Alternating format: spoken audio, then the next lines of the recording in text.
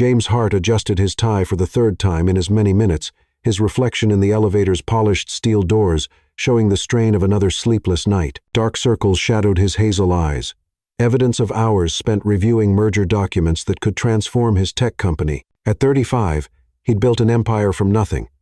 But this morning felt more crucial than any business deal. "Daddy, you look handsome," came a sweet voice from beside his knee. James's expression softened as he looked down at his 8-year-old daughter, Lily. Her auburn curls bounced as she beamed up at him, her mother's amber eyes bright with excitement. She wore her new uniform, a crisp white blouse and navy skirt that made her seem far too mature for his comfort. "Not as beautiful as you, princess," he murmured, kneeling to straighten her collar. His hands trembled slightly, not from caffeine, but from the weight of this milestone. First day at Crestwood Academy, another moment he'd have to navigate alone. The elevator chimed, and they stepped into the marble lobby of his penthouse building. James's phone buzzed, insistent, probably his assistant with reminders about the board meeting that would determine his company's future. But right now, nothing mattered more than ensuring Lily felt secure on her first day. "Are you nervous, sweetheart?" he asked as they settled into his black Mercedes. Lily shook her head, though he noticed how tightly she gripped her new backpack. "Will you pick me up today?" "I promise," James said, though anxiety tightened his chest. The merger meeting was scheduled until 6, but he'd move mountains to keep his word. He'd already missed too much time with Lily in the 3 years since Sarah died. Work had been his refuge from grief, but lately he wondered if he was hiding from life itself. The GPS guided them through unfamiliar streets as James's mind wandered to the morning's chaos. Between Lily's breakfast tantrum over her hair ribbon and his conference call with Singapore investors, he'd barely managed to grab the school paperwork. The prestigious Crestwood Academy promised excellence as all classes, individual attention, everything a devoted father wanted for his daughter. "This doesn't look right," James muttered. Pulling up to a modest brick building with colorful playground equipment and a hand-painted sign reading Roosevelt Elementary, this couldn't be Crestwood Academy with its ivy-covered walls and manicured grounds. But Lily was already bouncing in her seat. "It looks fun, Daddy. Look at the rainbow on the door." James checked his watch. 7:45 a.m. He was already cutting it close for his meeting, and navigating to the correct school would make him impossibly late. A glance at the cheerful building made his decision. How different could one day be? "All right, princess. Let's go meet your teacher." The moment they stepped through those rainbow-painted doors, James's world shifted completely. The hallway buzzed with children's laughter and morning energy. Crayon drawings covered every wall, and the air carried scents of apple juice and possibility. But it wasn't the atmosphere that stopped James cold, it was her. She knelt in the hallway center, comforting a crying first grader with infinite patience. Her warm brown skin seemed to glow in the morning light streaming through tall windows, and when she looked up at their footsteps, James forgot how to breathe. Her eyes met his across the crowded space, and time seemed to pause. Deep brown eyes, warm and intelligent, widened in surprise. She was stunning in a way that made his chest ache, not just physically, though her curves filled out her simple sundress perfectly. But something deeper, there was a warmth about her that called to places in his heart he thought died with Sarah. "Can I help you?" she asked, rising gracefully. Her voice was honey-rich, with just a hint of weariness, as she took in his expensive suit and obvious wealth. James found himself speechless, absorbing everything about her. The way she tucked a natural curl behind her ear, the gentleness she'd shown the crying child, the protective way she now positioned herself between him and her students. "Daddy." Lily tugged on his hand, breaking the spell. Sorry. James cleared his throat, his composure returning though his pulse still raced. "I'm James Hart. This is my daughter, Lily. It's her first day." The beautiful teacher he desperately wanted to know her name looked puzzled. "I'm sorry, but I don't have a Lily on my class list." "Are you sure you're in the right place?" "Crestwood Academy," James said, though doubt was already creeping in. A smile tugged at her lips, transforming her face from merely beautiful to absolutely radiant. "This is Roosevelt Elementary. Crestwood Academy is across town, about 20 minutes in morning traffic." Heat flooded James's cheeks. "I'm such an idiot. I'm sorry. We'll just Daddy. Can I stay here?" Lily interrupted, having already spotted the art station with its rainbow of finger paints. "Please. It looks more fun than my old school." "Sweetheart, you can't just... Actually," the teacher interjected, her expression softening as she looked at Lily. If you need to get to work, she could stay until you sort things out. I'm Maya Ellis, and I teach second grade. We're doing finger painting this morning, and we always have room for one more artist. Mayatha name fit her perfectly, musical and warm. I couldn't ask you to, James began. You're not asking.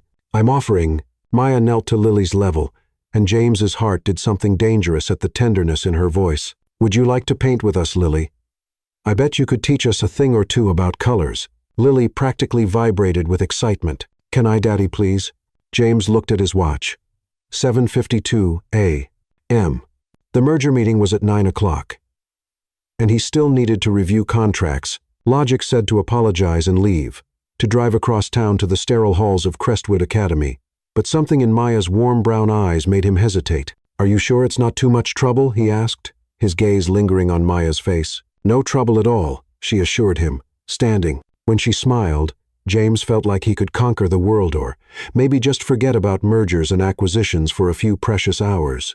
I'll be back by 3, he promised, kneeling to hug Lily. She smelled like strawberry shampoo and childhood innocence. 2 things that had kept him anchored since Sarah's death. Have a good day at work, Daddy. Don't worry about me. As James stood, his hand brushed Maya's when she reached to take Lily's backpack. The contact sent electricity shooting up his arm, and from the way her breath caught, she felt it too. Their eyes met again, and for a moment, the bustling hallway faded away. Thank you, he said quietly, his voice rougher than intended. This means more than you know. Everyone deserves a soft place to land, Maya replied, and something in her tone suggested she knew about needing safe places. James forced himself to turn away, but he couldn't resist one last look back. Maya was already leading Lily toward the art station, her hand gentle on his daughter's shoulder.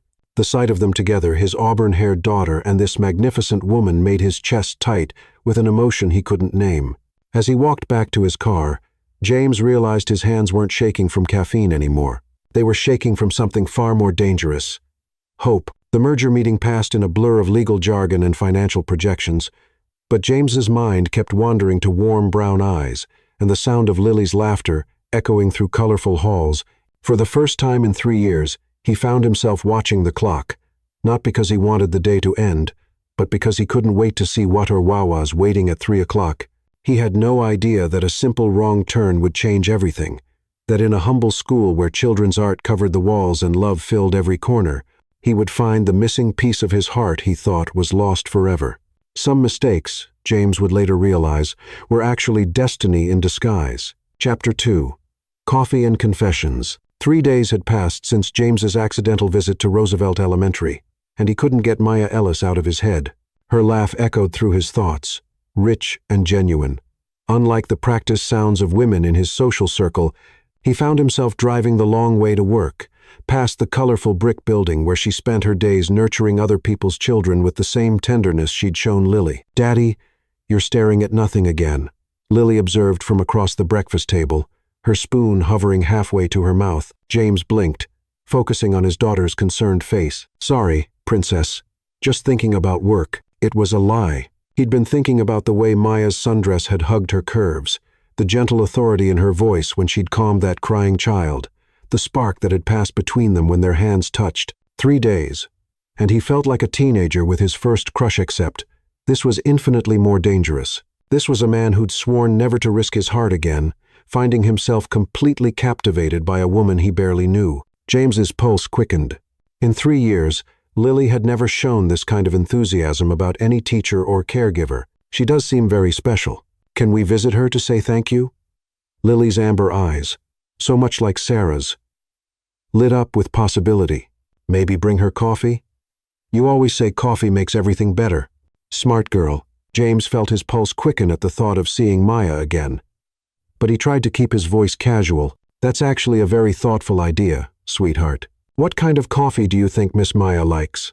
Something sweet, like her, Lily said with 8-year-old certainty. An hour later, James found himself standing outside Jolt Cafe, 3 blocks from Roosevelt Elementary, holding a carrier with 2 coffees and 1 hot chocolate. His hands trembled slightly, something that hadn't happened since he'd delivered his first major business presentation a decade ago. But this felt infinitely more important than any corporate deal. Through the cafe's large windows, he spotted her immediately. Maya sat at a corner table, her natural curls caught in the afternoon sunlight streaming through the glass. She was grading papers, her brow furrowed in concentration, unconsciously biting her lower lip in a way that made James's stomach flip. She wore a soft green cardigan over a white blouse, and even in her simple teacher clothes, she was the most beautiful woman he'd ever seen.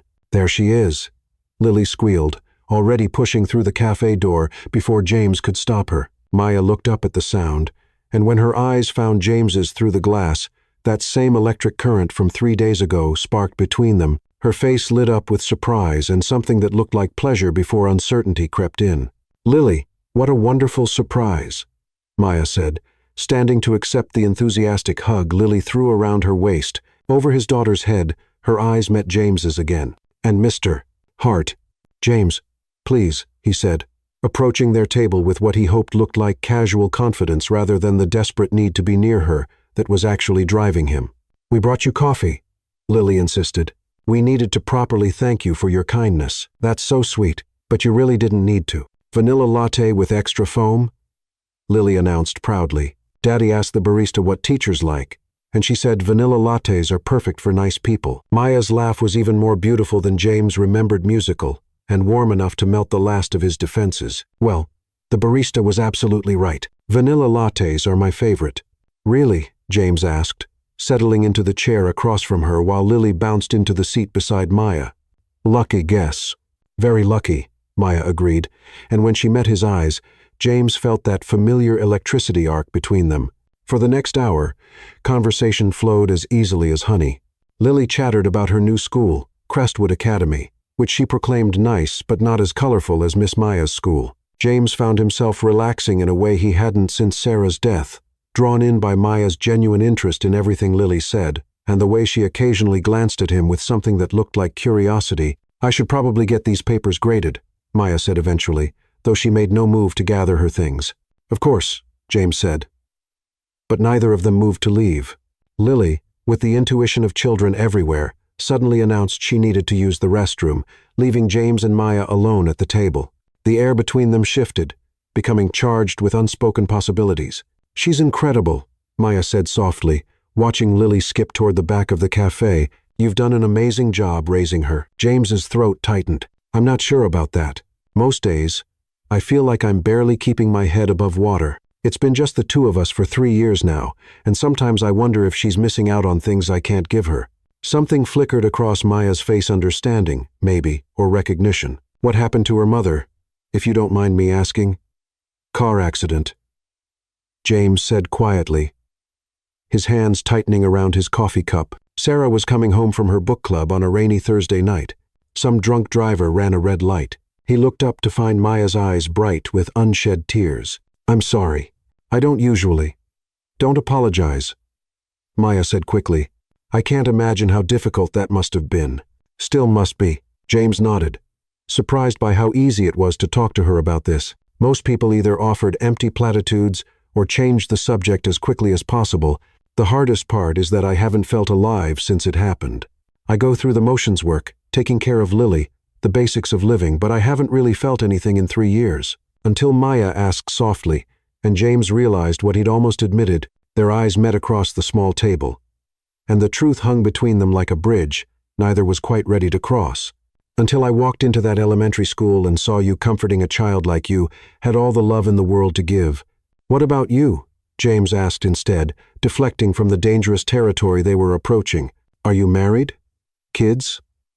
Maya's smile faltered, and she looked down at her hands wrapped around her coffee cup. "Divorced, 2 years now, no children," which was apparently part of the problem. "I'm sorry." "Don't be. Nathan did me a favor. Really, he left me for someone who could give him what he wanted, a wife who would quit her job to focus on making him look good.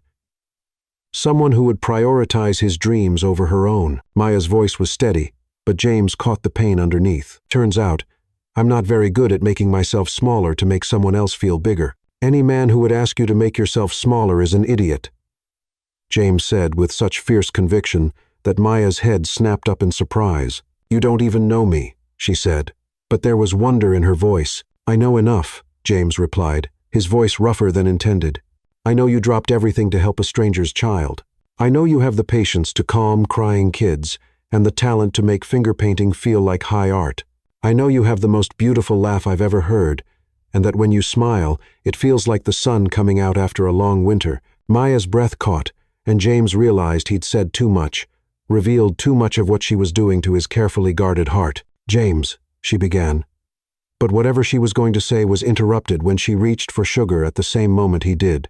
Their hands touched, just fingers brushing against fingers, but the contact sent shock waves through James's entire system. From the sharp intake of breath, he heard Maya felt it too. Neither of them pulled away immediately, and in that moment of skin against skin, James felt more alive than he had in 3 years. Maya jerked her hand back as if she'd been burned, her eyes wide with something that looked like panic. "I should go," she said quickly, gathering her papers with hands that shook slightly. "Thank you for the coffee. It was really sweet of you and Lily." "Maya." "Wait," James started, but she was already standing. "I'll see you around," she said, avoiding his eyes as she hurried toward the door. James watched her go, his hands still tingling from her touch, his heart racing with possibilities and fear in equal measure. Lily returned to find him staring at the cafe door, his coffee growing cold. "Where did Miss Maya go?" she asked, climbing back into her chair. "She had to leave," James said, still looking at the door as if he could will Maya to come back through it. "Did you ask her on a date?" Lily asked with the casual directness that only children possessed. "What?" James turned to stare at his daughter. "Why would you ask that?" "Because you look at her the way Prince Eric looks at Ariel in my movie like. She's the most beautiful thing in the whole world." Lily stirred her hot chocolate thoughtfully. "Mommy would want you to be happy, Daddy. She told me so." James's heart clenched. "When did she tell you that?" "In my dreams," Lily said simply. "She visits sometimes and tells me things. She said someday you'd find someone who would love us both, and then our family would be complete again." As they walked back to the car, James couldn't shake the feeling that Sarah was somehow orchestrating this from wherever she was now. The thought should have felt like a betrayal, but instead, it felt like a blessing that scared him more than anything else. Because if Sarah was somehow behind this, if Maya was meant to be part of their lives, then running away from these feelings wasn't just cowardice. It was denying fate itself. Chapter 3. Unexpected Bonds. 5 days after the coffee shop encounter, James's carefully ordered world fell apart with a single phone call. "Mr. Hart." His assistant Karen's voice carried unusual panic. "I've been calling Mrs. Thompson for 20 minutes. Lily's school called she has a fever and needs to be picked up immediately." James's hand stilled on his keyboard. Mrs. Thompson, their longtime nanny, was visiting her sick sister in Denver and wouldn't return until tomorrow. The merger document spread across his desk suddenly seemed insignificant compared to his 8-year-old daughter burning up with fever in the nurse's office. "I'll be right there," he said, already grabbing his jacket. But as he raced through midday traffic, panic clawing at his chest, James's mind went to the one person who had shown Lily such genuine care. Before he could second-guess himself, he was dialing the number he'd gotten from the school's emergency contact list. "Hello?" Maya's warm voice made his shoulders relax for the first time since Karen's call. "Maya, it's James Hart. I'm sorry to bother you, but Lily is sick at school, and my nanny is out of town. I know this is presumptuous, but where do you need me?" She interrupted, and James's heart clenched at the immediate concern in her voice. "You don't have to, James." Her voice was gentle but firm. "Where do you need me?" 40 minutes later, James paced his penthouse living room while Maya sat on the edge of Lily's bed, singing softly through the open bedroom door. He watched her dampen a washcloth with cool water and gently press it to his daughter's flushed forehead. The sight made his chest tight with unexpected emotion. "She's sleeping," Maya whispered, appearing in the doorway like an angel in a simple yellow dress that made her skin glow. "Fever's down to 101. She just needs rest and fluids." "Thank you," James said, his voice rougher than intended. "I don't know what I would have done without. You would have figured it out," Maya said simply. "That's what parents do." She moved past him toward the kitchen, and James caught a whiff of her scent vanilla and something floral that made him want to bury his face in her neck. He followed her, mesmerized by the graceful way she moved through his space, as if she belonged there. "You don't have to stay," he said, though every cell in his body hoped she would. "I can take it from here." Maya turned from where she was filling a glass with water, one eyebrow raised. "When was the last time you took care of a sick child, James?" He ran a hand through his hair, realizing he looked completely out of his depth. "Sarah usually handled the sick days." Something soft and understanding flickered across Maya's face. Then consider this a learning experience. Besides, she asked for me specifically when she woke up earlier. James's heart did that dangerous flipping thing again. She did? She said I make the best sick day soup. Maya opened his refrigerator, frowning at the takeout containers and expensive wine. Though I'm going to need to work with what you have here. When was the last time you grocery shopped? Mrs. Thompson. Usually. James stopped, realizing how that sounded. I'm not completely helpless. I just work a lot. I can see that, Maya said. But there was no judgment in her voice. She moved around his kitchen with surprising efficiency, pulling out ingredients for what looked like the beginning of soup. Tell me about your work. What exactly does a CEO do all day? As Maya cooked, James found himself talking more freely than he had in years. He told her about building his software company from nothing, about the current merger that could triple their value, about the pressure of being responsible for hundreds of employees and their families, but mostly, he watched her the way she hummed under her breath while chopping vegetables, the graceful efficiency of her movements, the way she tasted the soup, and made a pleased little sound that sent heat straight through him. You're staring, Maya said without turning around, though he could hear the smile in her voice. Can you blame me? The words slipped out before James could stop them. Maya stilled, her hand frozen on the wooden spoon. Slowly, she turned to face him, and the air between them crackled with unspoken desire. James, she said softly, and his name on her lips sounded like a prayer. He moved toward her without conscious thought, drawn by a force stronger than logic or caution. She didn't step away, and when he reached up to tuck a curl behind her ear, she leaned into his touch. I can't stop thinking about you, he confessed, his thumb tracing the curve of her cheek.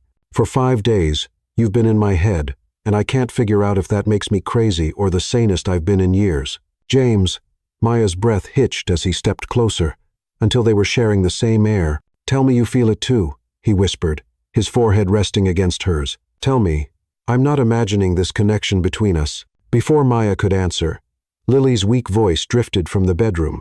Miss Maya, I'm thirsty. They sprang apart like guilty teenagers, both breathing hard. Maya's cheeks were flushed, her lips slightly parted, and James had to grip the kitchen counter to keep from pulling her back into his arms. I'll check on her, Maya stammered, practically fleeing the kitchen. James leaned against the counter, his heart pounding. What was he doing? He barely knew this woman, and yet being near her felt like coming home after a long journey. The responsible part of his brain, the part that had kept him safe for 3 years, screamed warnings about moving too fast, about risking his heart again. But the rest of him, the part that had been dormant since Sarah's death, was finally waking up. The afternoon passed in a haze of domestic intimacy that terrified and thrilled James in equal measure. Maya fed Lily soup and read her stories, her voice soothing and melodic. She helped James understand when to give medicine and when to just offer comfort. Most dangerously, she made his sterile penthouse feel like a home. As evening approached, Lily finally fell into a peaceful sleep. James and Maya stood in his living room, the city lights twinkling beyond the floor-to-ceiling windows, and the weight of everything unsaid hung between them. I should go, Maya said quietly. But she made no move toward the door. Should you? James asked, moving closer. Or do you want to go? What I want and what I should do are two very different things, she whispered. What do you want, Maya? She looked up at him then, her brown eyes dark with desire and fear. I want to stay. I want to pretend that this, she gestured between them, isn't the most terrifying thing I've ever felt. I want to believe that maybe, just maybe, I could be enough for someone like you. James's heart shattered at the vulnerability in her voice. Someone like me? Successful, wealthy, sophisticated everything. I'm not. You're right, James said, and watched pain flicker across her face before he continued. You're not those things. You're better. You're genuine and warm and kind. You care more about my daughter after knowing her for a week than some people in my social circle care about anything real. You're not enough for someone like me, Maya.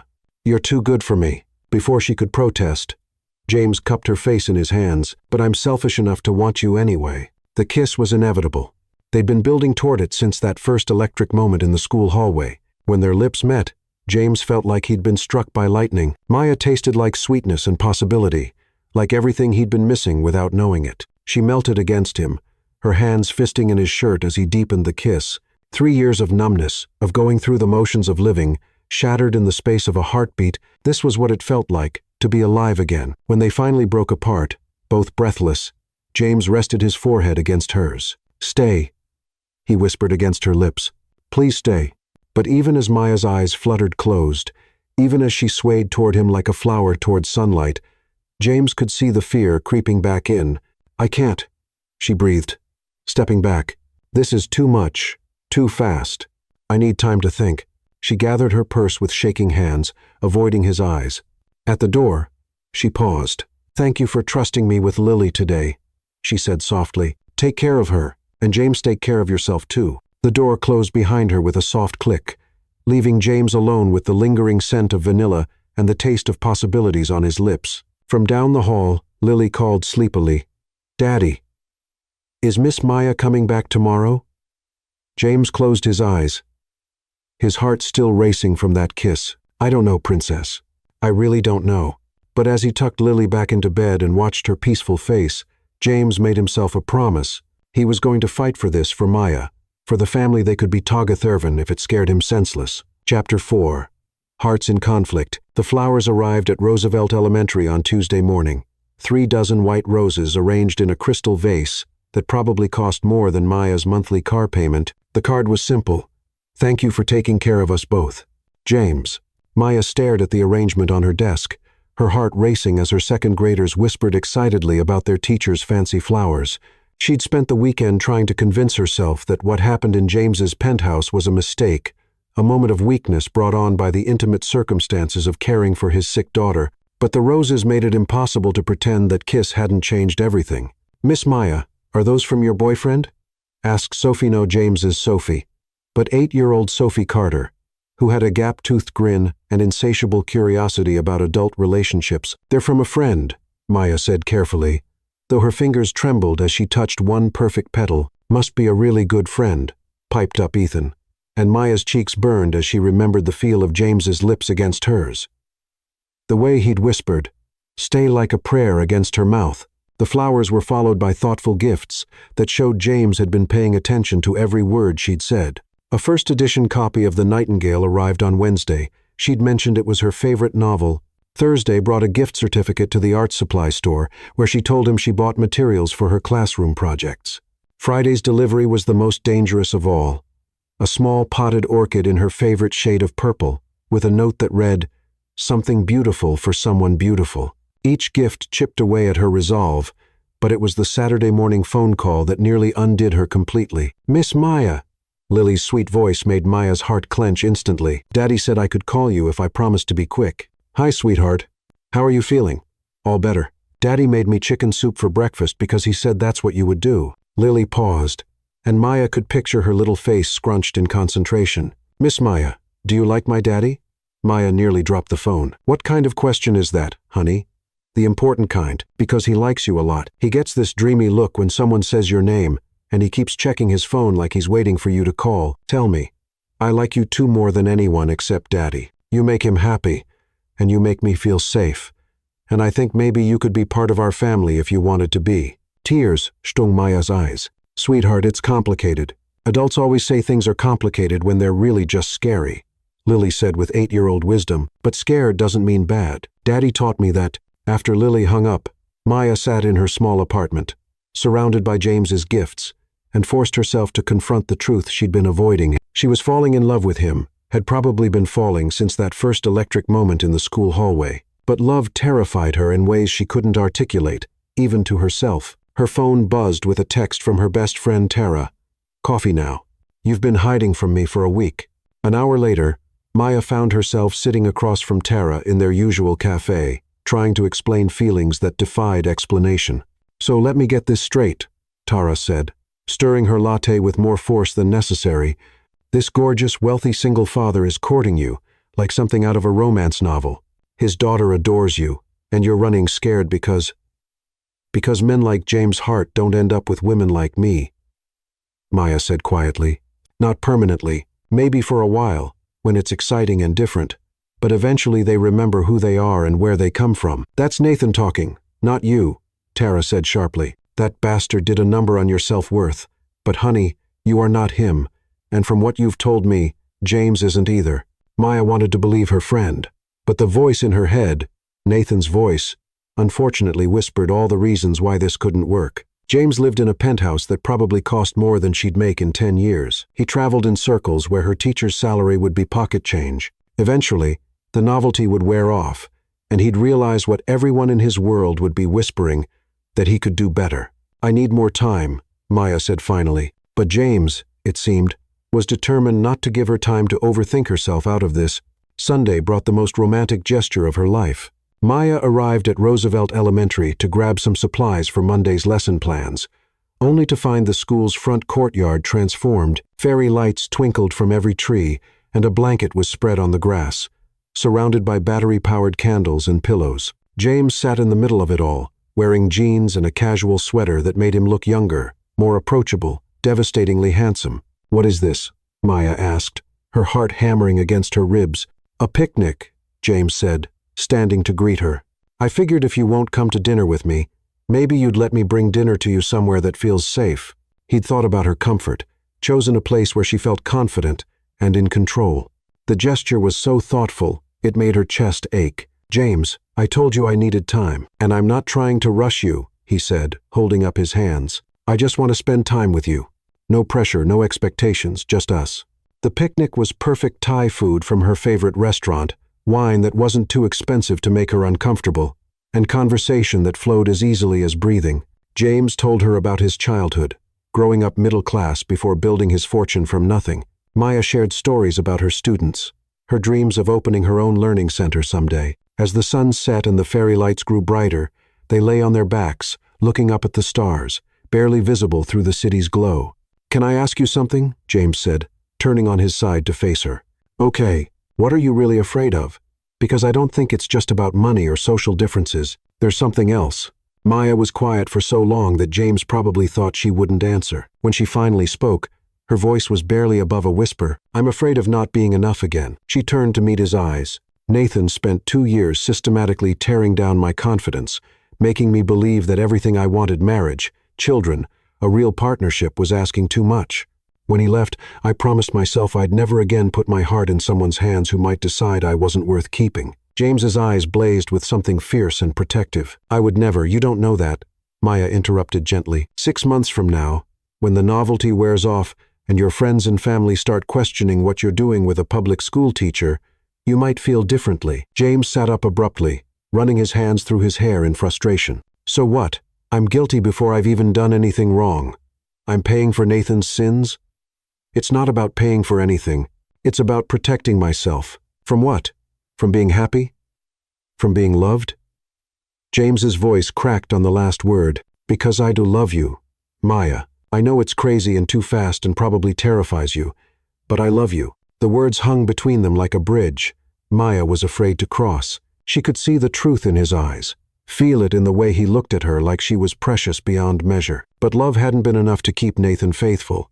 Hadn't been enough to make him see her worth. Before she could respond, the first drops of rain began to fall. They gathered their things quickly, but by the time they reached James's car, they were both soaked. As they sat in the heated interior, rain drumming on the roof, the tension between them reached a breaking point. "Maya," James said, reaching for her hand. When she turned to look at him, her breath caught. His hair was damp from the rain, his eyes dark with desire and something deeper. Without thinking, she leaned toward him, and then his hands were cupping her face, and his mouth was on hers. This kiss was different from their first, hungrier, more desperate. 3 weeks of fighting their attraction exploded into passion that left them both breathless. James's hands tangled in her wet hair, and Maya could taste the rain on his lips, feel the barely leashed power in his touch. When they finally broke apart, both breathing hard, Maya rested her forehead against his. "This is insane," she whispered. "Completely," James agreed, pressing soft kisses to her jaw. "But I'd rather be insane with you than sane without you." The words were so beautiful, so exactly what her heart needed to hear, that Maya almost gave in, almost let herself believe that this time could be different. Instead, she pulled back, panic flooding her system as reality crashed over her. "I can't," she said, her voice breaking. "I'm sorry, James, but I can't do this." She was out of the car and running through the rain before he could stop her, leaving James alone with the taste of her kisses and the sound of his heart breaking. As Maya fumbled with her keys at her apartment door, tears mixing with rainwater on her cheeks. She wondered if she was making the biggest mistake of her life. But some risks, she told herself, were too dangerous to take, even if the alternative was spending the rest of her life wondering what might have been. Chapter 5. Walls come down. For a week, James respected Maya's request for space, even though it nearly killed him. He threw himself into work with single-minded determination, staying at the office until midnight to avoid going home to an apartment that still smelled faintly of vanilla and unfulfilled promises. But concentration proved impossible when every coffee cup reminded him of her laughter. Every glimpse of yellow made him think of the dress she'd worn while caring for Lily. It was Lily who finally broke his resolve. "Daddy, why don't we see Miss Maya anymore?" she asked over breakfast on Saturday morning, her amber eyes, so like Sarah's, filled with confusion and hurt. James's heart clenched. "She's been busy, Princess. Did you make her mad? You look sad, and she hasn't called me back." Lily's lower lip trembled, and James realized his own heartbreak had been affecting his daughter too. "No, sweetheart. Adults sometimes have complicated feelings. I miss her," Lily interrupted, and the simple statement shattered what remained of James's self-control. "She made us feel like a real family again, like maybe Mommy sent her to take care of us."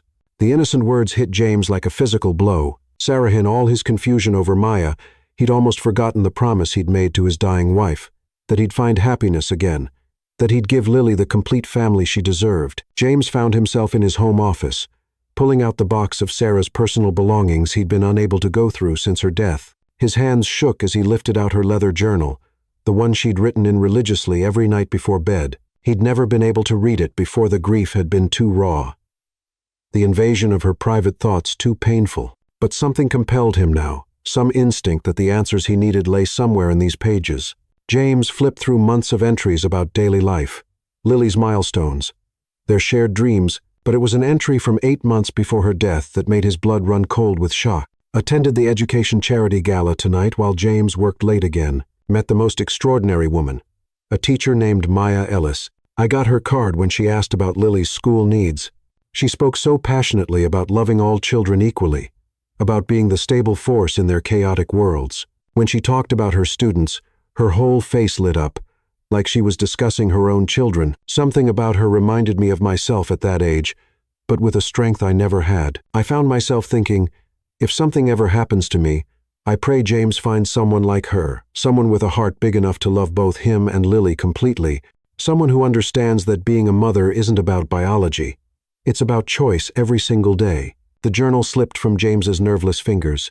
Sarah had met Maya at a charity event, and somehow, impossibly, had written about her as if she knew, as if she'd been preparing him even then for the woman who would eventually heal their broken family. His hands trembling, James read the entry again, then searched frantically through the rest of the journal. "Can't stop thinking about that teacher from the gala. There was something about Hera warmth, a strength. The way she talked about nurturing children who weren't hers spoke to something deep in my soul. I keep having this strange feeling that she's important somehow, that our paths will cross again. I've started praying that if I'm not here to see Lily grow up, maybe someone like her will be someone who understands that love multiplies rather than divides." James sank into his chair, overwhelmed by the impossibility of it all. Sarah had known Maya, had somehow sensed that she would be important to their family's future. The woman he'd been falling in love with wasn't a betrayal of his late wife's memory. She was Sarah's gift to them. By the time Lily woke from her nap, James had made his decision. "Get your shoes, Princess. We're going for a drive." Maya's apartment building was modest, but well-maintained, with flower boxes under every window and children's laughter echoing from the playground behind it. James's heart hammered as he climbed the stairs to the 3rd floor, Sarah's journal clutched in his hands like a lifeline. He knocked before he could lose his nerve. When Maya opened the door, she looked like she'd been crying. Her eyes were red-rimmed, her natural curls pulled back in a messy bun, and she wore old yoga pants and an oversized sweater that somehow made her more beautiful than any designer dress could have. "James." Her voice was with surprise, and something that might have been hope. "What are you doing here?" "I need to show you something," he said, holding up the journal. "Can we come in?" Maya's gaze dropped to Lily, who immediately wrapped her arms around Maya's waist in a fierce hug. "I missed you so much, Miss Maya." "I missed you too, sweetheart," Maya said, her voice thick with emotion as she stroked Lily's hair. Over the child's head, her eyes met James's. "Come in." Her apartment was small but warm, filled with books and plants and photographs of her students. Everything about it screamed home in a way James's sterile penthouse never had. "Tell me, why don't you look at Miss Maya's books while we talk?" James suggested. And his daughter happily settled on the floor with a stack of picture books. Maya perched on the edge of her couch, her hands twisted in her lap. "James, if you came here to try to change my mind, Sarah knew you," he said without preamble, and watched all the color drain from Maya's face. "What?" James sat beside her, careful not to crowd her but close enough to see every emotion that crossed her features. "She met you at a charity gala 6 months before she died. She wrote about you in her journal, too. Remember meeting someone named Sarah at an education fundraiser, but I had no idea she was your wife," Maya whispered. "There were so many people that night." "She remembered you," James said, opening the journal to the first entry he'd marked. "She wrote about you specifically. Can I read this to you?" Maya nodded, her eyes wide with shock. As James read Sarah's words aloud, tears began streaming down Maya's cheeks. When he finished the first entry, she pressed her hands to her mouth, sobbing quietly. "There's more," James said gently, and read the second entry about Sarah's prayers and hopes for their future. When he finished, Maya was crying so hard she could barely speak. "I don't understand. How is this possible?" "I don't know," James admitted, setting the journal aside and taking her hands in his. They were cold and trembling. "Maybe Sarah had some kind of intuition. Maybe it's just an incredible coincidence. Or maybe—" He paused, hardly believing he was about to say this. "Maybe some things are just meant to be." Maya looked up at him through her tears. "You really believe that?" "I believe that I've spent 3 years feeling dead inside, and then I walked into an elementary school and saw you comforting a crying child. And for the first time since Sarah died, I felt alive again." James cupped her face in his hands, his thumbs brushing away her tears. "I believe that Lily lights up like Christmas morning whenever she talks about you. I believe that Sarah would have loved you because she saw in you exactly what I see. Someone with enough love to heal our broken family." "James," Maya whispered. But he wasn't finished. "I believe that love isn't about replacing what we've lost. It's about building something new, while honoring what came before. Sarah didn't send you to take her place, Maya. She sent you to help us become whole again." The kiss was inevitable, but different from all the others they'd shared. This wasn't about passion or desire, though both burned between them. This was about recognition, about two broken pieces finally understanding they were meant to fit together. "I love you," Maya whispered against his lips, the words torn from somewhere deep in her soul. "I've been so scared, but I love you so much. It terrifies me." "I love you too," James said, resting his forehead against hers. "Both of you. More than I ever thought possible." From across the room, Lily's voice interrupted their moment. "Are you guys done being sad now? Because I think we should be a family." James and Maya broke apart, laughing through their tears as Lily approached with a picture book in her hands. "Actually, Princess," James said, pulling Lily onto his lap while keeping one arm around Maya, "I think we already are." That night, after Lily fell asleep in Maya's bed, surrounded by stuffed animals and fairy tale books, James and Maya lay together on her couch, talking in whispers about the future they'd been too afraid to imagine. "This is really happening," Maya said, her head on James's chest, listening to the steady rhythm of his heartbeat. "Are you okay with that?" James asked, pressing a kiss to the top of her head. Maya lifted her face to look at him, and James saw no more fear in her eyes, only love and hope in the beginning of something beautiful. "I'm more than okay," she said, reaching up to trace the line of his jaw. "I'm home." When James kissed her this time, it was with the promise of forever, with the blessing of a woman who had loved them both enough to bring them together across time and space. And for the first time in 3 years, James' heart believed in miracles again. Chapter 6. Building Dreams. 3 weeks later, Maya's life had transformed into something from a fairy tale she wouldn't have dared to dream. Every morning, she woke in James's arms, sometimes in his penthouse, sometimes in her modest apartment, but always wrapped in a love so complete, it still amazed her.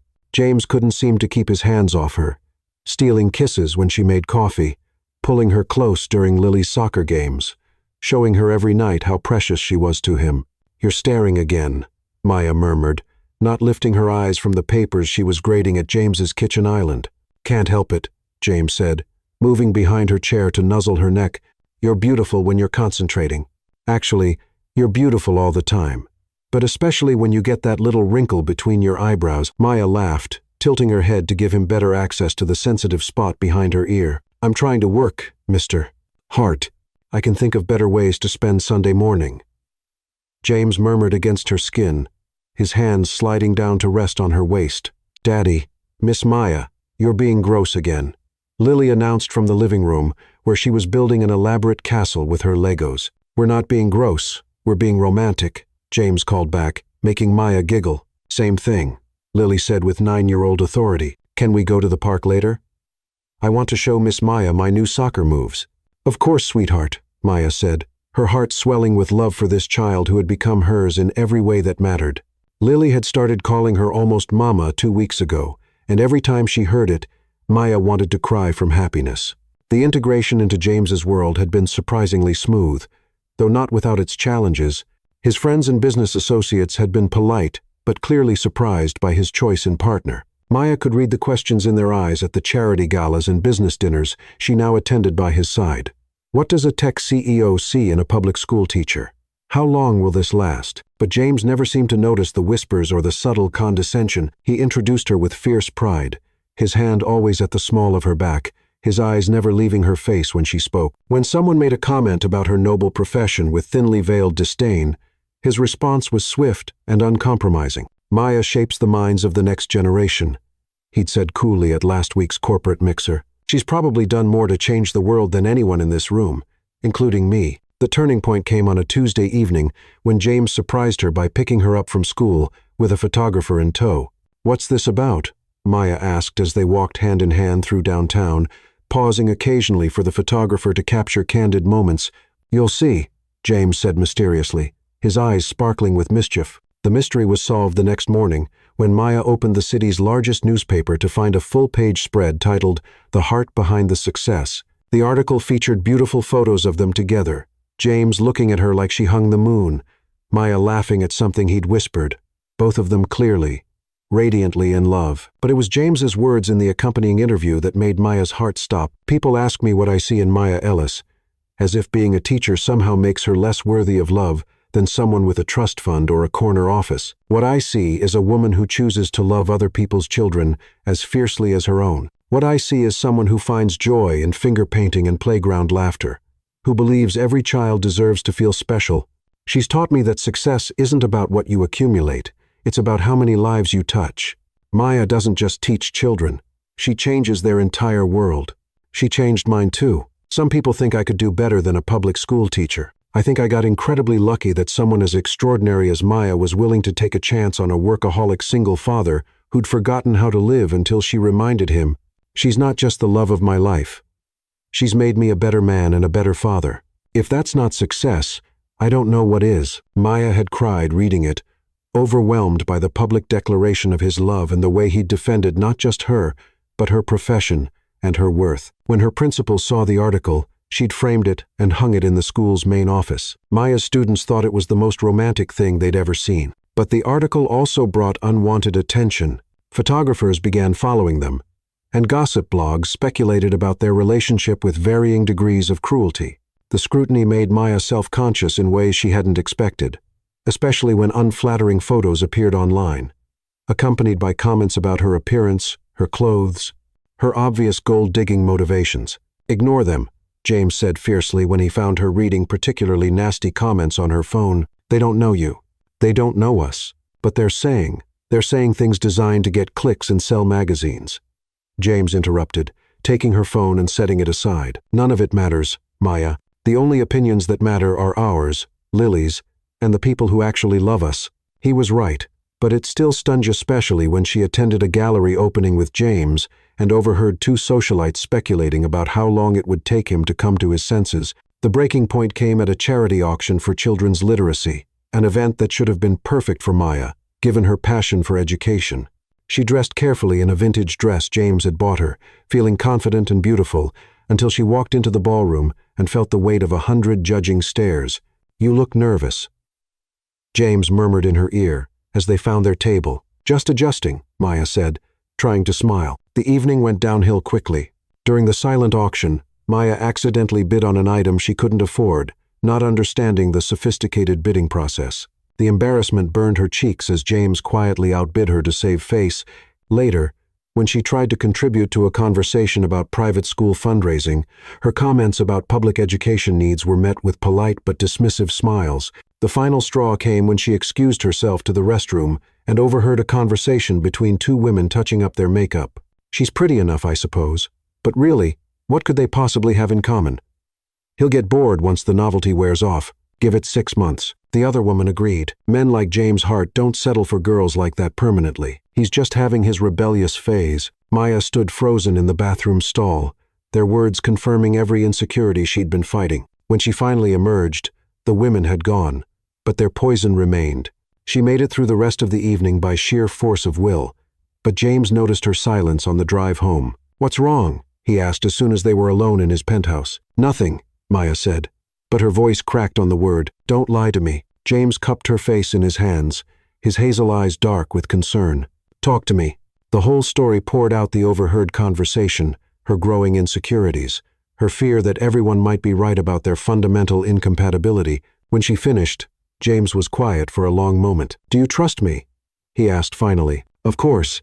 Then trust this." James pulled out his phone and scrolled to something he'd apparently been working on for weeks. "I was going to surprise you with this next week, but I think you need to see it now." On his screen was a website for the Maya Ellis Learning Center, a fully funded educational foundation designed to provide resources and support for underfunded public schools.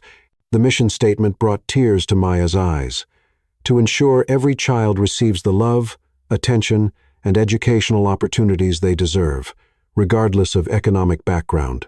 "James," she whispered, scrolling through pages of detailed plans, budgets, and programs. "I've been working with lawyers and education consultants for weeks," he said. "This isn't charity, Maya. This is investment in our future, yours, mine, and thousands of children's. I can't let you do this for me." "You're not letting me do anything," James interrupted, pulling her into his arms. "We're building this together. Equal partners in everything. This is what I want to do with my money, with my life. Make something that matters with the woman I love." That night, they made love with a passion that was both desperate and tender, a claiming of each other that went beyond physical desire.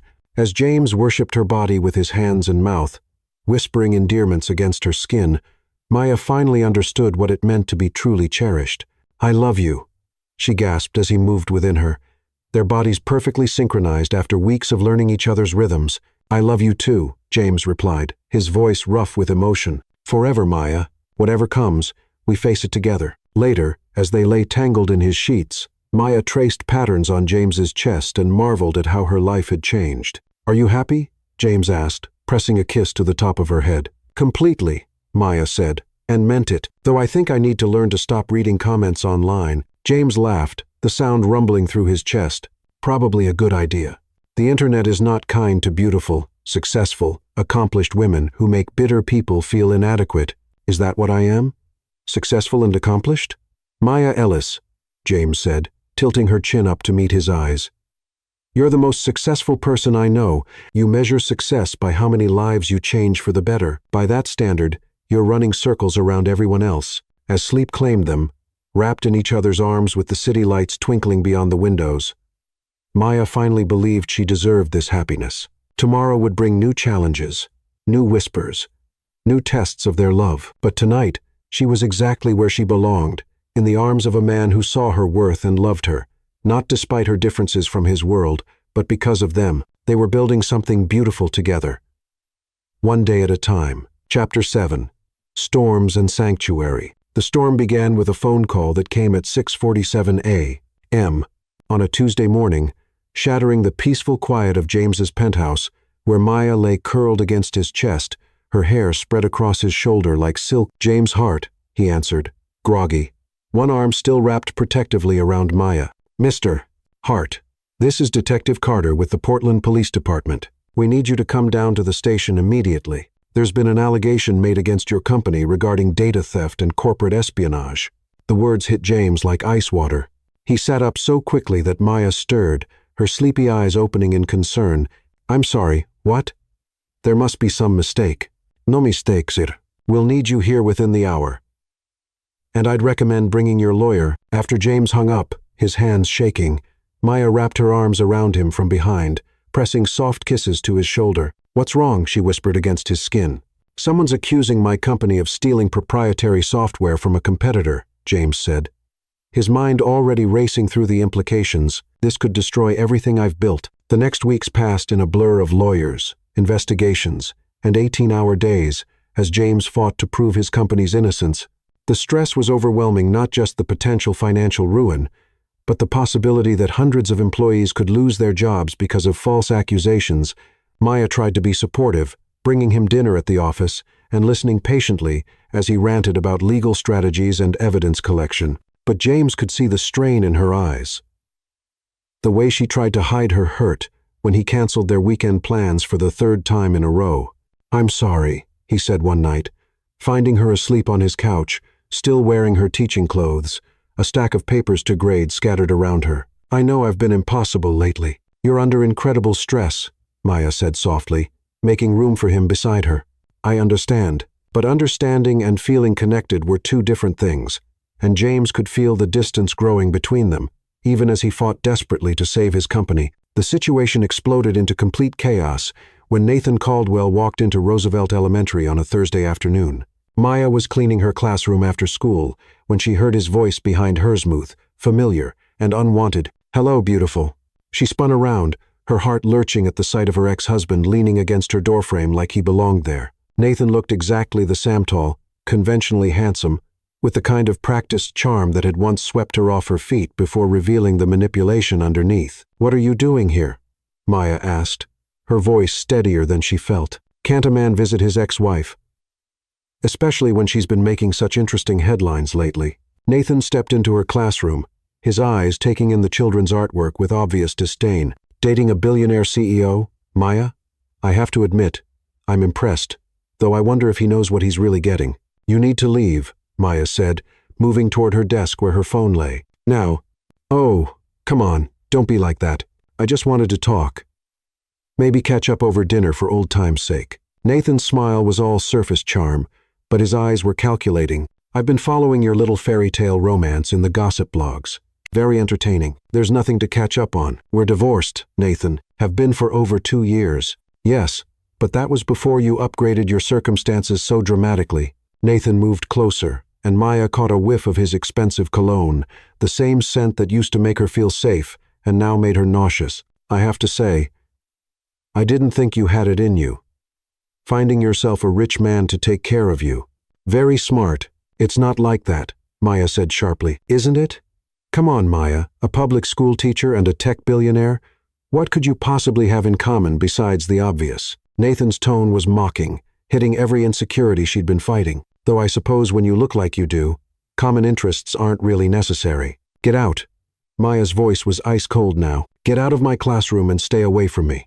I'm just saying, when this little fantasy of yours falls apart, and it will, because men like James Hart don't settle for women like you, permanently, you'll remember that someone who really knows you is still out there." Nathan left his business card on her desk before walking out, leaving Maya shaking with anger and something dangerously close to doubt. That night, when James came home after another marathon day with lawyers, he found Maya unusually quiet. She'd made dinner but barely touched her own plate, instead pushing food around while staring into space. "Everything okay?" James asked, though his own mind was spinning with legal strategies and damage control. "Nathan came to see me today," Maya said quietly. James's fork clattered against his plate. "Your ex-husband? What did he want?" "To catch up," Maya said, with air quotes. "He basically implied that I was using you for your money, and that you'd eventually come to your senses and leave me for someone more appropriate." Fury blazed through James's chest. "I hope you told him to go to hell." "I told him to leave," Maya said. "But James, what if he's right? What if everyone's right? Look at us. You're drowning in work stress, barely speaking to me except to apologize for being unavailable. Maybe we're kidding ourselves thinking this can work. You're not serious." James stared at her in disbelief. "Maya, I'm going through a crisis right now that could destroy my company. That doesn't mean I love you any less. But when will it end? There will always be another crisis, another merger, another emergency that requires all your attention.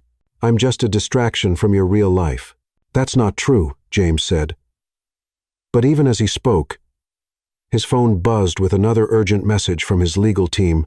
He glanced at it automatically, and saw hurt flash across Maya's face. "Isn't it?" she asked quietly. Their first real fight erupted from there, passionate and painful, fueled by weeks of stress and the poison Nathan had planted with his visit. James accused Maya of not trusting their relationship enough to weather difficult times. Maya accused James of taking her for granted, of expecting her to be endlessly patient, while he prioritized everything else over their relationship. "Maybe you're right," James said finally, his voice rough with exhaustion and hurt. "Maybe I'm not capable of being the partner you deserve. Maybe I'm too damaged, too focused on work to ever be truly present for someone I love." "Maybe we both are," Maya replied, tears streaming down her face. "Maybe I'm too insecure, and you're too unavailable. And we're both just fooling ourselves." James left that night, ostensibly to stay at a hotel closer to his lawyer's office, but really because he couldn't bear to see the doubt in Maya's eyes. As he lay alone in an anonymous hotel room, staring at the ceiling, he wondered if everyone had been right from the beginning. Maybe love wasn't enough to bridge the gap between their worlds after all. Meanwhile, Maya curled up in her empty apartment, clutching one of James's shirts that still smelled like his cologne, and questioned everything she thought she knew about love, trust, and whether she was strong enough for a relationship that required her to weather storms she'd never imagined. Outside, thunder rolled across the city, and rain began to fall like tears from a broken sky. The perfect storm had arrived, threatening to wash away everything they'd built together. But storms, Maya would remember later, also clear the air for new beginnings. The question was whether they'd both be brave enough to weather this one together, or if they'd let fear and doubt destroy the most beautiful thing either of them had ever found. As lightning illuminated the darkness, both James and Maya lay awake in their separate beds, hearts breaking and hoping in equal measure, wondering if love could truly conquer all, or if some obstacles were simply too high to climb. The night stretched endlessly before them, full of questions that only morning could answer. But one thing was certain: the fairy tale was over. Now came the real test of whether their love was strong enough to survive in the harsh light of reality. Chapter 8. Truth and Trust. James's salvation came from the most unexpected source. His 9-year-old daughter. 3 days after the devastating fight with Maya, James sat in his hotel room at 2 a.m., surrounded by legal documents and empty coffee cups. When his phone rang, Lily's name on the caller ID sent panic through his chest. "Princess, what's wrong? Why are you awake?" "I had a bad dream," Lily said, her voice small and shaky. "You and Miss Maya were fighting, and then she went away forever, and you were sad again, like when Mommy died." James's heart clenched. "Sweetheart, it was just a dream, but you're not home, and Miss Maya hasn't called me in 3 days, and Mrs. Thompson says you're working too much again." Lily's voice cracked with tears. "Did you make her go away, Daddy?" "It's complicated, Princess. Adults always say that when they mess up something good," Lily interrupted with 9-year-old wisdom that cut straight to his heart. "Miss Maya loves us. Daddy real love, like Mommy did, and you're being stupid if you let her go." After the call ended, James stared at his reflection in the hotel room's mirror and saw a man who'd become exactly what he'd sworn he'd never be again. Someone who chose fear over love, work over family, safety over the terrifying beauty of opening his heart completely. The corporate espionage charges were dropped the next morning when video evidence surfaced proving James's company's innocence. The relief should have been overwhelming. But all James felt was hollow emptiness. He'd won the battle for his company, but lost the war for his soul. It was Mrs. Thompson who delivered the final wake-up call. "That girl loves you," she said bluntly when James returned to his penthouse that evening. "More than I've seen anyone love anything in my 40 years of watching families. And you love her just as much, which makes your current stupidity even more tragic." "Mrs. Thompson, don't Mrs. Thompson me, James Hart. I watched you die inside when Sarah passed. Watched you go through the motions of living without actually being alive. Then this beautiful teacher walks into our lives. And suddenly you're laughing again. Playing with your daughter again. Being the man I remember." She fixed him with a stern glare. "If you throw away the best thing that's happened to this family because you're scared, then you deserve to be miserable." That night, James sat in Lily's room, watching her sleep, and made the most important decision of his life. He was going to fight for Maya not with lawyers or business strategies, but with his whole heart laid bare. The next evening, Maya arrived at Roosevelt Elementary to find the front doors propped open despite the late hour. Confused and slightly worried, she made her way through the familiar hallways toward her classroom, guided by a soft golden glow emanating from the direction of her room. What she found took her breath away. Her classroom had been transformed into something from a fairy tale. Hundreds of white roses filled every available surfacer, favorite flowers that she'd mentioned once in passing months ago. Battery-powered candles flickered on every desk, casting dancing shadows on the walls. Delicate fairy lights hung from the ceiling like captured stars. And in the center of it all, James knelt beside a small table, set with Sarah's journal, open to the page where his late wife had written about Maya.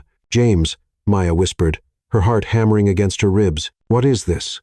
He stood slowly, and she could see tears glistening in his hazel eyes. "This is where we met," he said, his voice rough with emotion. "This is where my life started over, where I learned to breathe again. I wanted to come back to the beginning and tell you something I should have said from the start." James picked up Sarah's journal with reverent hands. "Sarah wrote about you before we ever met. She saw something in you that I recognize now. A soul capable of loving completely, without reservation, without fear. She prayed that if something happened to her, I'd find someone exactly like you." "James," Maya breathed, stepping closer despite herself. "But here's what I didn't understand until this week," James continued, his eyes never leaving her face. "Sarah didn't send you to replace her. She sent you to complete something that was always meant to be. Our family wasn't broken when she died. It was just waiting for you to make it whole." Tears streamed down Maya's cheeks as James set the journal aside and moved toward her. "I'm scared," he admitted, his hands trembling as he reached for her. "I'm terrified of losing you the way I lost her. So scared that I almost lost you anyway, by being exactly the kind of man who doesn't deserve your love, distant, unavailable, taking you for granted." "You didn't take me for granted," Maya whispered. "Yes, I did.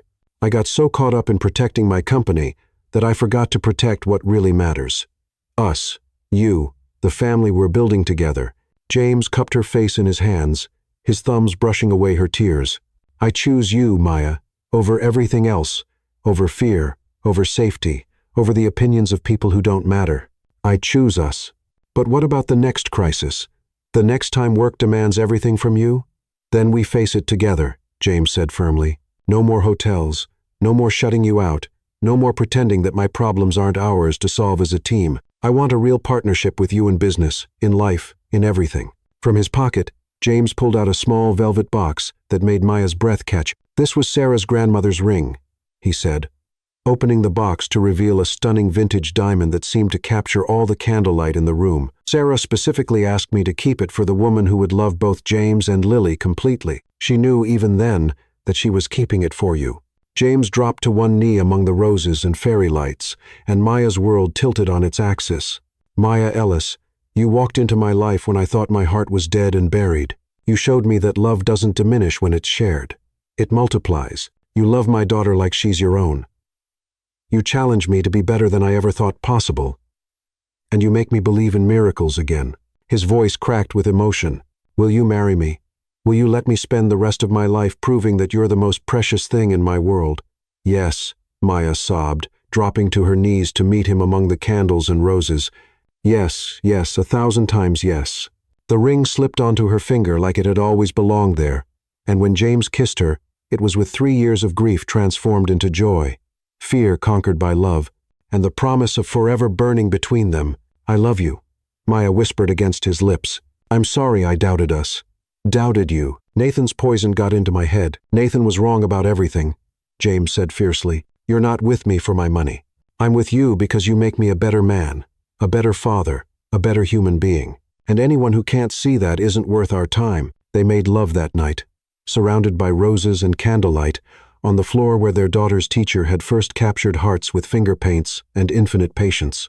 It was desperate and tender, passionate and healing, a claiming of each other that went beyond the physical to something spiritual. "This is where it all began," Maya murmured afterward, her head pillowed on James's chest as they lay wrapped in his suit jacket among the scattered petals. "No," James said, pressing a kiss to her hair. "This is where it begins. Everything before this was just preparation for the life we're going to build together." From down the hallway came the sound of small footsteps, and Lily appeared in the doorway, wearing her pajamas and misses, Thompson's guilty expression behind her. "Did she say yes?" Lily asked hopefully. "She said yes," James confirmed. Sitting up and pulling Maya with him, Lily launched herself into their arms, and as the three of them sat among the roses in the classroom where love had first bloomed, Maya felt the last of her fears dissolve. They were going to be a family, not perfect, but real. Not without challenges, but strong enough to face whatever came together. And somewhere in the candlelit shadows, Maya could swear she felt Sarah's presence warm and approving, blessing the love that would carry them forward into their beautiful, complicated, perfectly imperfect future. "Welcome to the family. Almost Mama," Lily whispered. And Maya's heart overflowed with a joy so complete, it felt like flying. Finally, she was home. Chapter 9. Before the Dawn. The engagement announcement appeared in the society pages on a Sunday morning, accompanied by a stunning photo of James and Maya at the literacy gala, her new ring catching the camera's flash like captured starlight. The headline read, "Tech mogul James to Wednesday elementary school teacher in real-life fairy tale." For 48 hours their world felt perfect. Congratulations poured in from friends and colleagues. Lily spent the weekend planning her flower girl dress, and Maya couldn't stop staring at Sarah's beautiful ring on her finger, marveling at how it felt like a blessing from beyond. Then, Tuesday's headlines destroyed everything. "Teacher's dirty secret. What James Hart's fiancé doesn't want you to know," screamed across the front page of the city's most notorious tabloid. Below it, a heavily doctored photo showed Maya in what appeared to be a compromising position with Nathan, alongside a fabricated quote. She called him boring but bankable, the perfect sugar daddy to upgrade her lifestyle. Maya's hands shook as she read the vicious article that painted her as a calculating gold digger who had manipulated a grieving widower into proposing. The lies were so elaborate, so seemingly credible, that for a moment she wondered if even she would believe them if she didn't know the truth. The story claimed she'd been secretly meeting with Nathan throughout her relationship with James, that she'd disparaged James's parenting to friends, that she'd boasted about landing the biggest fish in the city. Each lie was more devastating than the last, designed to destroy not just her reputation, but the trust she'd built with James and Lily. Her phone rang constantly, reporters wanting comments, former colleagues expressing shock, strangers hurling abuse. By noon, photographers had surrounded Roosevelt Elementary, forcing the school into lockdown and traumatizing her young students.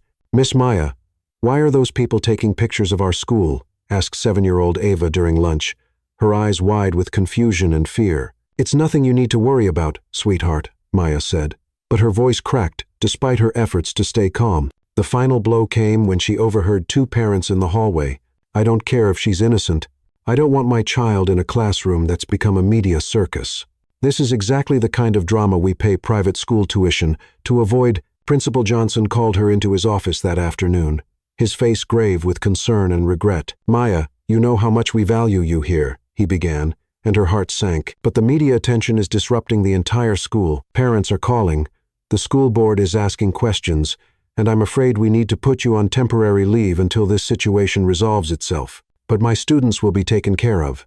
"I'm sorry, Maya, truly. But we have to think about the children's welfare first." Walking out of Roosevelt Elementary that day felt like a death. The school had been her sanctuary, her purpose, her identity for 6 years. Now it was just another place she was no longer welcome. James found her that evening sitting on her apartment floor, surrounded by newspapers and laptop printouts of the online stories that had multiplied like a virus throughout the day. "Maya," he said, kneeling beside her, "I'm so sorry. My lawyers are already working on this. We'll sue them for libel, demand retractions, it doesn't matter," Maya said quietly, not looking up from the papers. "The damage is done. Even if we prove these are lies, people will always wonder if there's some truth to them. Your business partners, your friends, Lily's classmates' parents, they'll all remember this. I don't care what anyone thinks, but I do," Maya said, finally meeting his eyes. "I care that your daughter might grow up hearing whispers about her stepmother being a gold digger. I care that your reputation is being damaged because of me. I care that every business deal you make, every social event you attend, people will be wondering if you're the fool who got taken in by a scheming teacher." James's face was fierce with protective anger. "None of that matters to me. What matters is us, our family." "What if it starts to matter?" Maya asked, voicing the fear that had been growing in her chest all day. "What if 6 months from now, when this keeps following us, when every milestone in our lives gets overshadowed by this scandal, you start to wonder if everyone was right? What if you start to resent me for bringing this chaos into your carefully ordered world? That will never happen. You can't know that," Maya said, standing and beginning to pace. James, I lost my job today. My students, who I love more than anything except you and Lily, are being exposed to a media circus because of me. How long before this affects Lily's school? Your company? Everything you've worked to build? As if summoned by her words, James's phone rang. He glanced at it and grimaced his head of PR, calling for the fourth time that day. Take it, Maya said. Please. I know you need to handle this. James stepped into the hallway to take the call, and Maya could hear fragments of the conversation. Stock prices. Investor confidence. Damage control. When he returned, his face was carefully neutral, but she could see the strain around his eyes. Everything okay? She asked, though she already knew the answer. Some of our investors are concerned about the negative publicity. It's nothing that won't blow over in a few weeks. James, stop. Maya held up her hand. Don't minimize this for my sake. Tell me the truth. James sank onto her couch, suddenly looking older than his 35 years. 3 major clients have requested meetings to discuss the situation. My board wants an emergency meeting tomorrow, and... He paused, pain flickering across his features. Crestwood Academy called. Some parents are concerned about Lily being associated with the scandal and want to know how the school plans to address it. The words hit Maya like physical blows. It was worse than she'd imagined.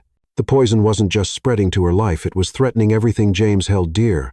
This is exactly what I was afraid of, she whispered. We'll get through this, James said, reaching for her hands. Together. I don't care how long it takes or what it costs. But what about Lily? What about your employees who depend on your company staying strong? What about everything you've built?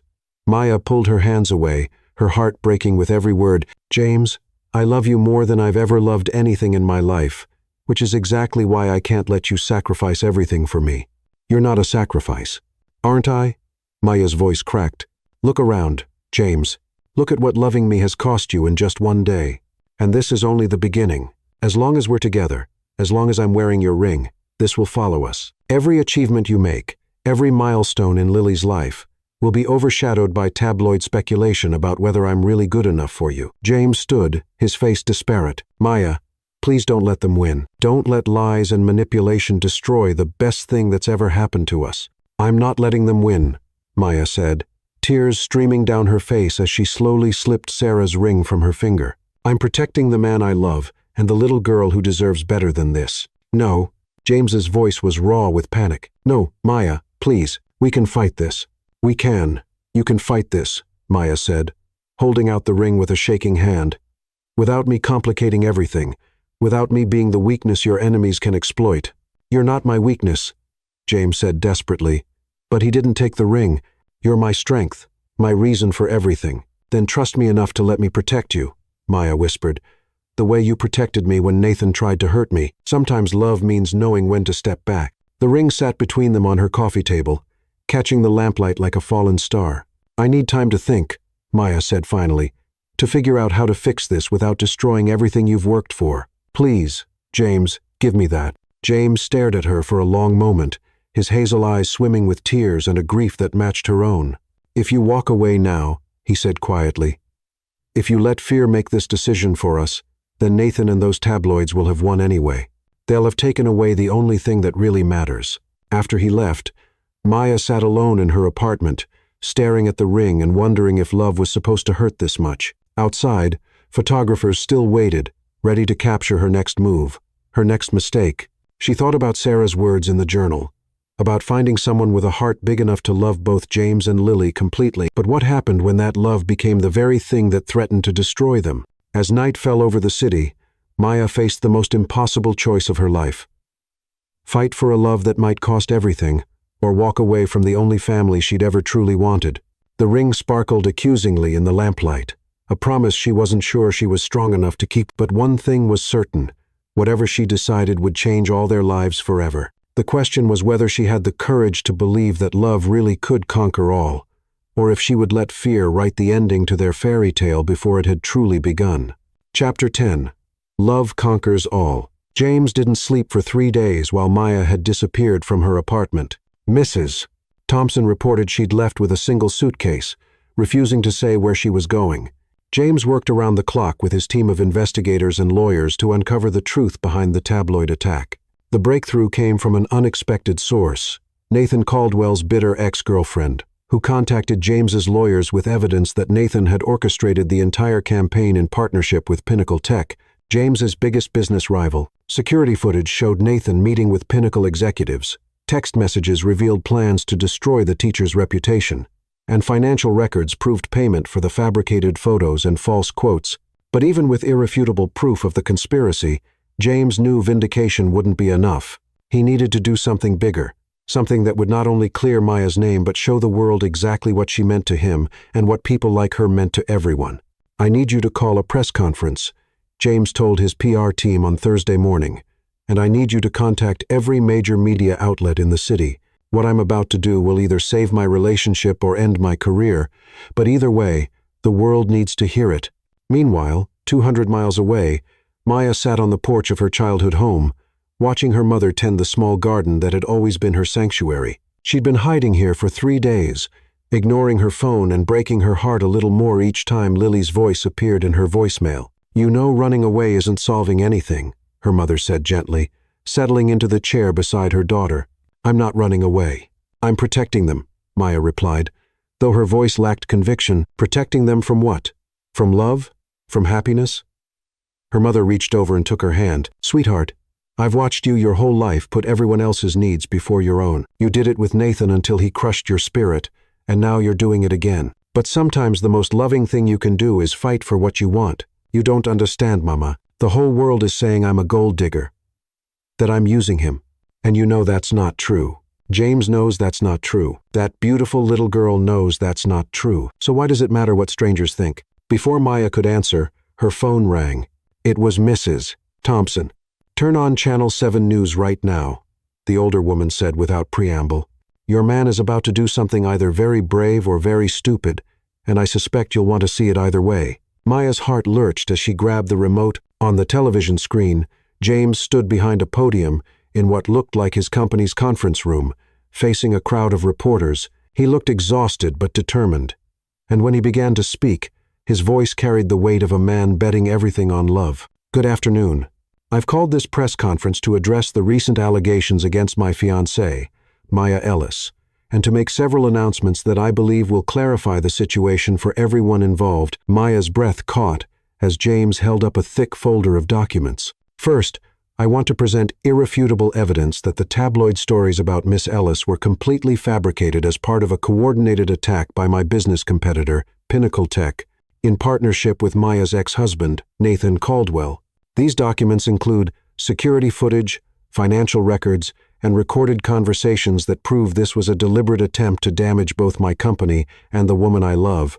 The room erupted with questions, but James held up his hand for silence. "However, proving the stories were lies isn't why I'm here today. I'm here because I want to tell you who Maya Ellis really is, and why the attack on her character represents an attack on some of our society's most valuable people." James's voice grew stronger, more passionate as he continued. "Maya Ellis is a public school teacher who has spent 6 years of her life nurturing children that society has often forgotten. She works 60-hour weeks for a salary most people in this room wouldn't consider adequate tip money. She spends her own money on school supplies, stays late to tutor struggling students, and has never met a child she didn't believe deserved love and attention." Maya's eyes filled with tears as James's voice cracked with emotion. 2 months ago, I made a mistake that put my daughter in the wrong school for a single day. That mistake led me to Maya, who dropped everything to care for a stranger's child with the same devotion she shows her own students. She didn't know who I was or what I could do for her. She just saw a little girl who needed comfort and a father who needed help, and she opened her heart to both of us." James paused, looking directly into the main camera as if he could see Maya through the lens. "The people attacking Maya's character want you to believe that teachers like her are somehow less valuable than CEOs like me. They want you to think that choosing to dedicate your life to education instead of accumulating wealth makes you an easy target for their lies. But I want to tell you what Maya Ellis has given me that all my money never could." His voice broke completely then, and Maya saw tears streaming down his face. "She gave me back my daughter's laughter. She gave me back my capacity for joy. She took a man who was just going through the motions of living and reminded him what it feels like to be alive. She loved my child like her own before she ever knew if I could love her back. That's not gold digging. That's the kind of pure, selfless love that makes someone rich in every way that actually matters. The room was completely silent now, reporters hanging on every word. Which brings me to my second announcement, James continued, his voice steadying with resolve. Effective immediately, I'm stepping down as CEO of Heart Technologies to focus on the Maya Ellis Learning Center, a foundation dedicated to supporting public education and teachers like the woman I love. I'm liquidating half my personal assets to fund educational programs in underserved communities because Maya has taught me that true success isn't measured by what you accumulate, it's measured by how many lives you touch. Gasps echoed through the room, but James wasn't finished. My third announcement is this. Maya Ellis, I know you're watching. I know you gave back my ring because you thought you were protecting me, but the only thing I need protection from is a life without you in it. You're not my weakness. You're my strength. You're not a burden. You're my blessing. And if you'll have me, I want to spend the rest of my life proving that the only opinion that matters is yours, mine, and that of the little girl who needs us both. James pulled Sarah's ring from his pocket, holding it up to the camera. This ring has been waiting for you for 3 years, just like I have. Sarah's grandmother passed it down with the instruction that it should only go to a woman capable of loving completely, without reservation, without fear. That's you, Maya. It's always been you. The press conference dissolved into chaos as reporters shouted questions, but James simply walked away from the podium, leaving his words to echo in the stunned silence. Maya sat frozen on her mother's porch, tears streaming down her face as the magnitude of what James had just done hit her. He'd risked everything, his career, his reputation, his financial security, not to defend her, but to honor all teachers, all people who chose service over wealth. Well, her mother said quietly, I think that answers the question of whether he loves you enough to fight for you. 6 hours later, James found her exactly where he'd hoped she'd be, sitting by the small lake behind her childhood home, watching the sunset paint the water gold.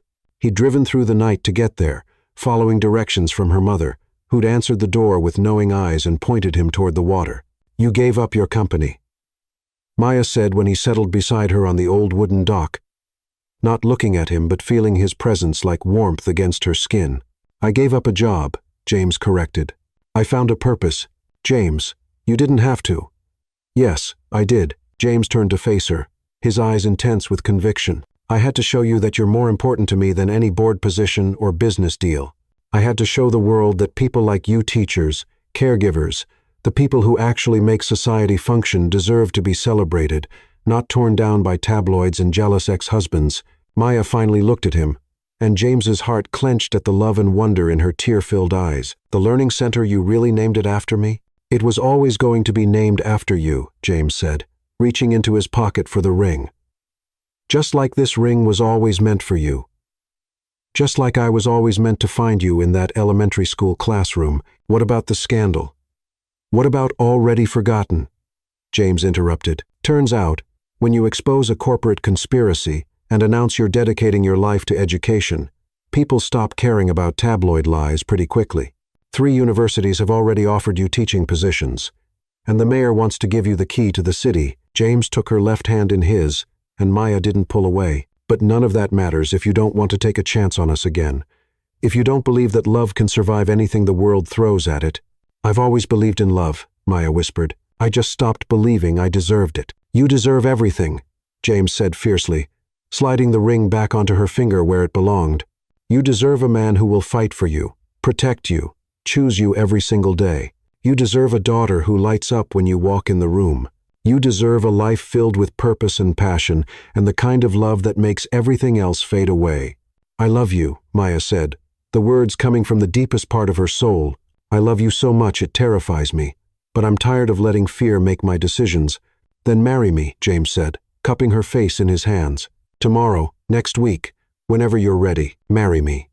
And let's build the life Sarah dreamed for us. The life we were always meant to have. Their kiss was soft and sweet, and full of promises, tasting of tears and hope, and the kind of love that really could conquer all. As the sun set over the lake where Maya had spent her childhood dreaming of fairy tales, she realized that the best stories weren't about princesses being rescued. They were about 2 broken people choosing to heal each other, one day at a time. 5 years later, Maya stood in the doorway of their backyard, one hand resting on her growing belly, watching James push their 4-year-old son, Oliver, on the swing while Lily, now 14 and beautiful, helped their neighbors' children with homework at the picnic table. The Maya Ellis Learning Center had grown beyond their wildest dreams, providing resources and support to dozens of schools across 3 states. James had found his true calling in education advocacy, and together they'd built something that would outlast any corporate merger. "Mama Maya," Oliver called, waving from his swing. "Watch me go high." "I'm watching, baby," Maya called back, her heart full to overflowing. She'd kept her maiden name professionally, but became Mrs. Hart in every way that mattered, not because she needed James's name, but because she wanted to share it, to be part of the family they'd built together through choice rather than chance. "You're thinking too hard again," James said, appearing beside her with grass stains on his shirt and love in his eyes. "Just thinking about how different everything is from 5 years ago," Maya said, leaning into his embrace. "Better different or worse different?" James asked, pressing a kiss to the top of her head. "Perfect different," Maya said, turning in his arms to face him. "Though I think Sarah would be proud of what we've built." "I think she's watching over all of us," James agreed, his eyes soft with memory and gratitude, making sure we don't forget that the best love stories aren't about perfect people, they're about imperfect people who choose to love perfectly. As their children's laughter filled the evening air and the first stars appeared in the darkening sky, Maya whispered a quiet thank you to the woman who had somehow known exactly what their family needed to be complete. Love, she'd learned, wasn't about finding someone who completed you. It was about finding someone who inspired you to complete yourself and then choosing to build something beautiful together one day, one choice, one act of love at a time.